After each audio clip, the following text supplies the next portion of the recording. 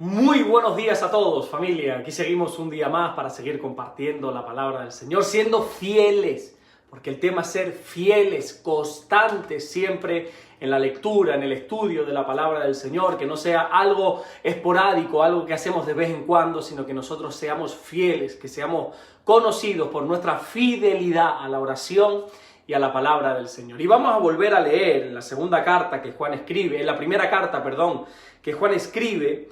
Capítulo 3, versículo 1 dice: mirad, cuál amor nos ha dado el Padre, para que seamos llamados hijos de Dios. Por esto el mundo no nos conoce, porque no le conoció a Él. Amados, ahora somos hijos de Dios, y aún no se ha manifestado lo que hemos de ser, pero sabemos que cuando Él se manifieste, seremos semejantes a Él, porque le veremos tal como Él es. Y todo aquel que tiene esta esperanza en Él, se purifica a sí mismo, así como Él es puro. Qué maravilloso es saber de que Dios nos ama tanto, que nos considera sus hijos. Ayer te explicaba que ser hijos de Dios habla de cercanía, de intimidad. Pero hoy quiero añadir que ser hijos también habla de semejanza.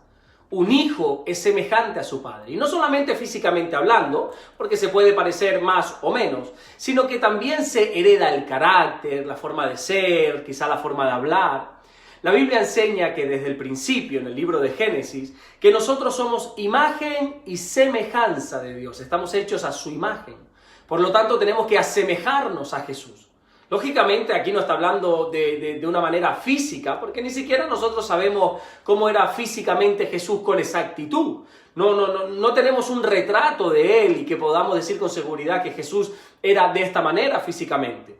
Lo que sí estoy seguro es que no es como Hollywood nos lo ha presentado, ¿verdad? Un hombre rubio, de ojos azules, con un cuerpo espectacular.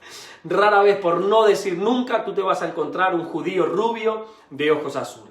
Es más, la Biblia dice en Isaías capítulo 53, versículo 2, que en Jesús no había ni hermosura ni atractivo. Léelo para que tú veas. Lo hermoso de Jesús es su esencia, es quien es Él. Y nuestra meta debe ser como es Él.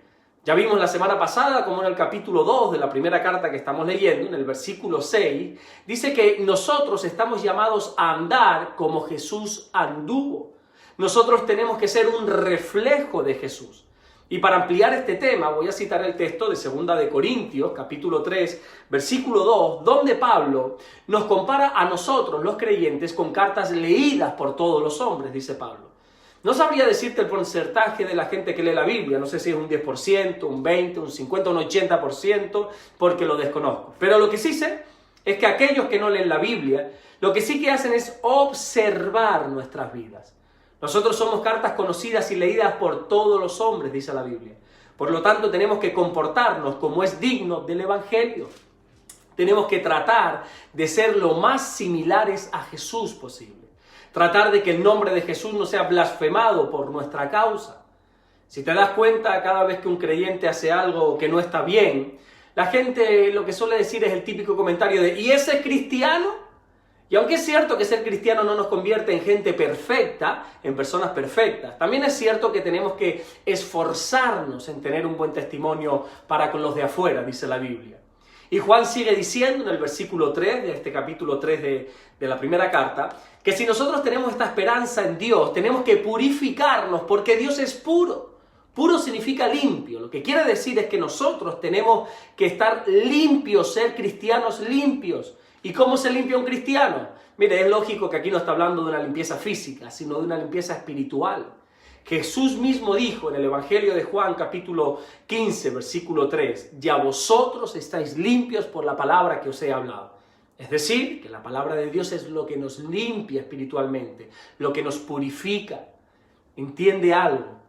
Aunque nosotros seamos cristianos, aún así nos movemos en un mundo lleno de maldad, lleno de corrupción, lleno de pecado. En definitiva, nos movemos en un mundo que está sucio, que queramos o no, muchas veces nos vemos manchados.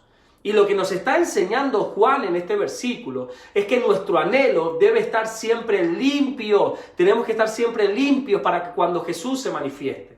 Por eso nosotros debemos estar siempre en contacto con la palabra de Dios, porque es la palabra lo que nos purifica, es la palabra lo que nos limpia. si el mundo te contamina con sus principios, con sus valores, si el mundo intenta crear en ti un hábito que no está bien, es la palabra la que va a llevar a limpiarte.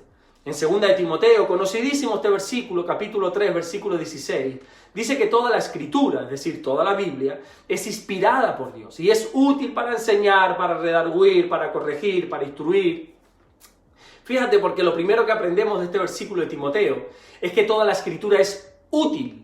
Cada palabra que está en la Biblia es de utilidad para nuestra vida. Y es útil, dice, para enseñarnos, por ejemplo, para enseñarnos en nuestro caminar diario. Pero también es útil para redarguir, para convencer, significa. La palabra nos convence de que hay cosas que estamos haciendo que no están bien y nos llevan a cambiar los hábitos. Nos corrige, nos instruye en justicia. Y volvemos una vez más a lo mismo. Es muy importante que tú como cristiano, que tú como cristiana tengas un contacto estrecho con la palabra de Dios. La Biblia debe ser tu alimento diario para que te puedas limpiar, para que te puedas purificar y estar preparado o preparada para cuando Jesús se manifieste. Degusta la Biblia todos los días, que ella sea tu pan diario, cada mañana, cada tarde, antes de acostarte, que puedas tener esta relación con la palabra de Dios, porque Juan dice que como Dios es puro, tú tienes que purificarte, tú tienes que limpiarte, y Jesús nos enseñó que nos limpiamos a través de la palabra. Amén. Vamos a orar en esta mañana. Señor, gracias por tu palabra. Gracias porque ella es la que nos limpia espiritualmente, la que nos purifica, la que hace sacar de nosotros toda impureza, toda suciedad, toda cosa que no tenga que ver contigo, todo aquello que no te agrada. Es tu palabra que nos convence, es tu palabra que es útil, que nos convence, que nos corrige, que nos instruye y que nos hace apartarnos de la corrupción de este mundo. Gracias por todo lo que estás haciendo, Señor, en nuestra vida. Dios mío, te damos las gracias. Estamos agradecidos contigo por tus bendiciones, por todo lo que haces.